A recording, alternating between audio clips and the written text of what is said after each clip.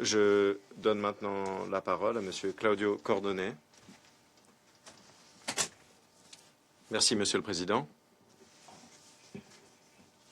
Depuis que j'ai fait un exposé au Conseil depuis Damas il y a 3 semaines, nous avons constaté des progrès concernant l'application du principe de responsabilité et le travail au plan international et régional. Il y a également des tensions qui ne sont pas résolues, des difficultés économiques et des violations répétées de la souveraineté de la Syrie. J'aimerais commencer par des éléments d'une importance essentielle concernant la lutte contre l'impunité. Le 10 mai, Atef Najib est apparu au tribunal. Il est poursuivi pour des crimes commis au début de la révolution à Daraa en 2011. Bachar el-Assad, Maher el-Assad et d'autres personnes sont jugés in absentia dans la même affaire. Au nombre des accusations figure la répression violente de manifestations pacifiques, des détentions arbitraires, de la torture y compris d'enfants et des assassinats de personnes en détention. La mise en accusation invoque le droit international et le droit syrien, le droit international tel qu'il est intégré dans le système juridique syrien par la déclaration constitutionnelle. C'est un effort qui mérite nos félicitations pour appliquer le principe de responsabilité dans le cadre juridique plus large, ce qui montre les engagements de la Syrie en matière de droits humains internationaux. Il y a eu d'autres faits hautement symboliques. Le 24 avril, Amjad Youssef, le principal suspect dans le massacre de Tadamon en 2013, a été arrêté. Et le 29 avril, l'ancien général Adnan Abu Ilweh a été arrêté en lien avec l'attaque chimique dans l'est de Ghouta en 2013. J'aimerais m'arrêter ici un instant et dire toute ma solidarité aux victimes et aux rescapés des atrocités commises lors du conflit en Syrie. Je rends hommage à leur souffrance, à leur patience et à leur quête de justice qui est digne.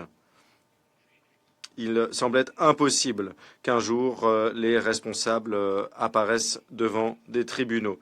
Ce que nous voyons aujourd'hui, c'est que la justice, même si c'est avec un certain retard, commence à être rendue. Monsieur le Président, la manière dont la Syrie fera face à ces crimes représentera une épreuve essentielle pour l'engagement du pays en faveur de la justice et de la primauté du droit. La garantie de procédures régulières sera essentielle pour établir la confiance des citoyens, faire en sorte que les auteurs rendent des comptes et pas leur communauté.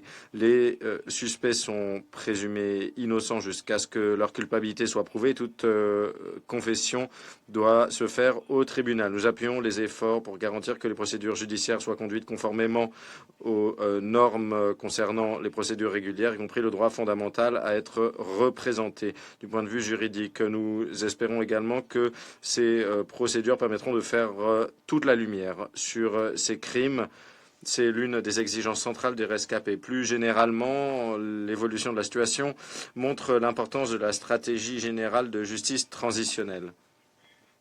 Je me félicite des travaux de la Commission nationale sur la justice transitionnelle pour préparer un projet de loi afin d'avoir un processus complet mené, conduit par les Syriens pour établir les faits pour les réparations et pour la réforme institutionnelle, mais également l'application du principe de responsabilité. Et je salue le rapport Voie vers la responsabilité pénale en Syrie, qui a été publié cette semaine par 27 organisations de la société civile syrienne. Ce rapport présente des solutions et des options pratiques plaçant la justice pénale dans le cadre plus général de la justice transitionnelle, s'appuyant sur des expériences comparatives et soulignant l'appui que la communauté internationale peut fournir. Monsieur le Président, le Haut Comité pour les élections a annoncé le 6 mai la nomination de sous-comités électoraux dans les 3 districts du gouvernorat de Hasakeh et pour Ain al-Arab, connu également sous le nom de Kobané, où des élections indirectes pour 11 sièges doivent avoir lieu. Nous attendons l'annonce de la date des élections. Nous avons pu comprendre que l'annonce des 70 personnes qui ont été désignées et l'organisation de la première session à l'Assemblée populaire suivra.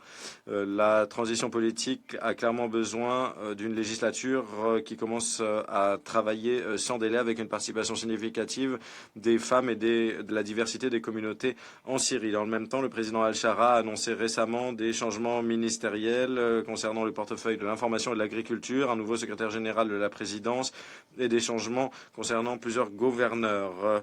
La gouvernance reste un travail à réaliser. Il faut une inclusion plus large. Il est essentiel qu'il y ait une inclusion plus large pour garantir légitimité et stabilité.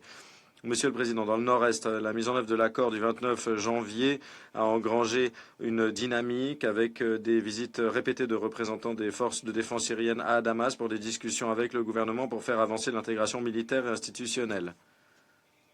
Nous avons cru comprendre que 4 brigades seront intégrées dans la structure de l'armée nationale. Dans le même temps, des discussions se poursuivent quant à l'intégration de forces de défense syriennes supplémentaires, y compris une unité militaire composée de femmes. Cela concerne également l'intégration plus large des civils et les programmes d'études. À Saké, une feuille de route préliminaire était convenue pour mettre en œuvre l'accord du 29 janvier au niveau local. Nous attendons avec intérêt de voir ces progrès s'accélérer, y compris concernant la libération des prisonniers. Je me félicite de la poursuite des retours organisés à Afrin, avec notamment ce mois-ci des retours de 1200 déplacés depuis Assaké et Kamishli. Il s'agit d'une étape positive pour se pencher sur les déplacements prolongés et pour régler les problèmes de la propriété des biens qui ne sont pas réglés. Monsieur le Président, Soweïda fait face à une instabilité politique et de sécurité persistante. Il y a des manifestations toutes les semaines concernant la libération des prisonniers, le retour des personnes déplacées, une autonomie locale plus large. Les rivalités entre les factions druzes à l'intérieur de Soweïda continuent. Environ 20 000 personnes déplacées sont rentrées, mais plus de 150 000 personnes restent déplacées. Des efforts sont en train d'être déployés pour faire face aux défis majeurs en matière de réhabilitation et d'éducation. L'avenir de près de 13 000 étudiants reste incertain en raison de désaccords entre les autorités locales et centrales concernant les arrangements logistiques et de sécurité pour l'organisation des examens.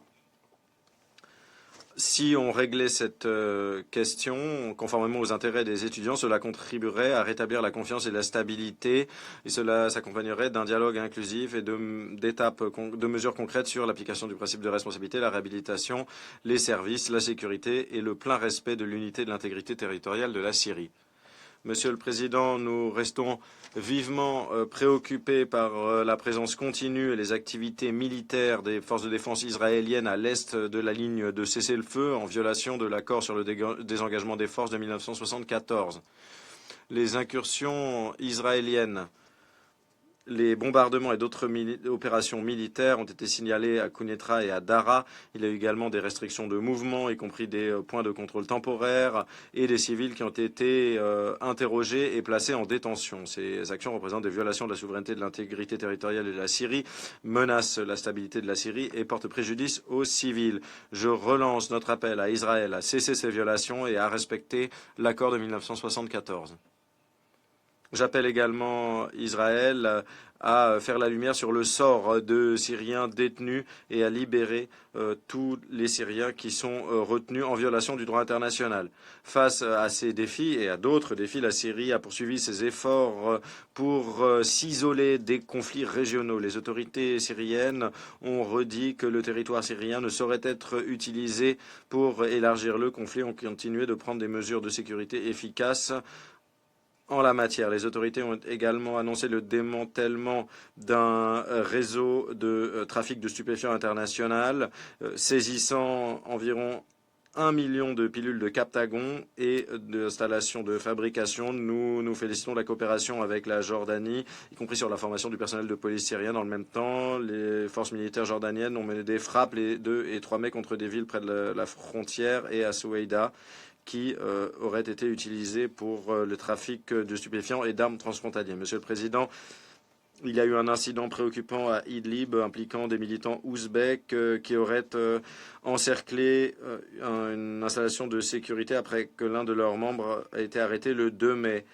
L'affrontement initial a cessé après des négociations impliquant des responsables de Damas, mais ensuite les tensions ont augmenté avec des affrontements sporadiques et des raids de sécurité ciblant des combattants ouzbeks dans les zones rurales d'Idlib. Cet incident met en évidence les défis que représente la présence de combattants étrangers, mais également la possibilité qu'il y ait des incidents au niveau local et que cela mène à une escalade. Et le terrorisme a refait surface. Le 1er mai, Daesh a revendiqué la responsabilité d'un attentat qui a tué un religieux chiite dans le district de Saïda Zeynab à Damas. La lutte contre le terrorisme continue et je prends note des efforts de lutte contre le terrorisme en cours des forces syriennes, y compris dans le cadre de la coalition mondiale contre Daesh. J'aimerais également vous dire qu'il y a des difficultés concernant, vu que les discours de haine continuent, et nous avons commencé à travailler avec le gouvernement et d'autres acteurs sur des approches possibles sur cette question. Monsieur le Président, récemment, j'ai eu le plaisir de rencontrer un groupe de femmes syriennes d'Idlib qui travaillent sur le développement. Elles ont souligné que la participation significative des femmes à la vie publique est nécessaire pour renforcer la cohésion sociale et appuyer le redressement de la Syrie. Elles ont exprimé leur soutien aux mesures spécifiques visant à améliorer la représentation des femmes. Elles se sont félicitées des efforts déployés par le gouvernement pour renforcer les capacités des femmes à jouer un rôle de chef de file et ont formé l'espoir qu'un cadre national soit mis en place pour appuyer l'autonomisation des femmes. Je me félicite également de la possibilité d'avoir pu faire un exposé le 30 avril au groupe d'experts officieux du Conseil sur les femmes et la paix et la sécurité. Les membres ont souligné l'importance de l'autonomisation économique des femmes et d'une participation significative au cadre de justice transitionnelle et législatif. Les membres ont également appelé à l'action pour appuyer les mesures prises par le gouvernement pour poursuivre en justice les auteurs de violences contre les femmes et les filles. Monsieur le Président, les difficultés économiques ont alimenté les manifestations et les critiques dans de nombreuses régions du pays. Les Syriens continuent de faire face à une envolée des prix, à une baisse de leur pouvoir d'achat, une augmentation significative du coût de l'électricité, un accès inégal aux services publics. Il y a dans le même temps des tensions régionales en cours qui pourraient bouleverser les flux commerciaux et les flux d'approvisionnement en énergie. Les besoins humanitaires restent élevés et la riposte est sous-financée, telle que le secrétaire général adjoint Fletcher vous le dira. L'insécurité alimentaire persiste, les munitions non explosées continuent de tuer et de blesser, les services dégradés font que les retours sont fragiles. Je l'ai dit au ministre lors de ma dernière visite, nous appuyons les efforts déployés par le gouvernement pour attirer des investissements et faire en sorte qu'il y ait des possibilités économiques.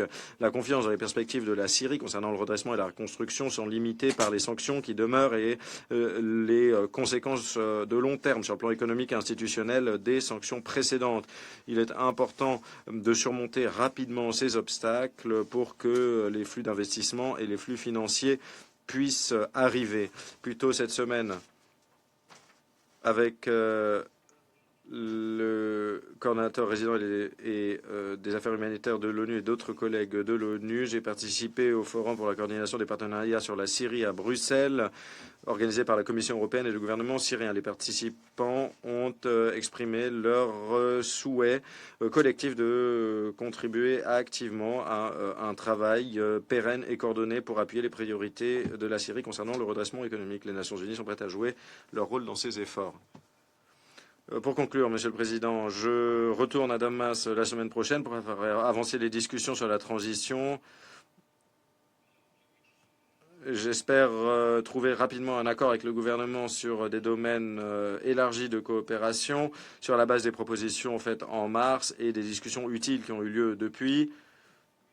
Cela concerne également, sur la base également de la réinstallation de notre personnel basé à Genève, à Damas. Nous voulons aller de l'avant rapidement et de manière constructive pour soutenir la Syrie conformément aux attentes du Conseil et aux priorités nationales de la Syrie. Je vous remercie.